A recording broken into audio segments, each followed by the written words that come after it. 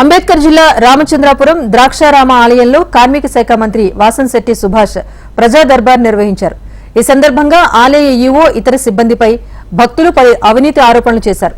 ఆలయానికి పిలిచే టెండర్లు, ఆలయ ప్రాంగణంలోని దుకాణదారుల నుంచి భారీ మొత్తం సొమ్ములు వసూలు చేసి స్వాహా చేశారంటూ భక్తులు ఫిర్యాదు చేశారు. అవినీతిని ఉపేక్షించబోమని, ఆలయ అవినీతిపై విజిలెన్స్ విచారణ జరుపుతోందన్నారు మంత్రి వాసంశెట్టి.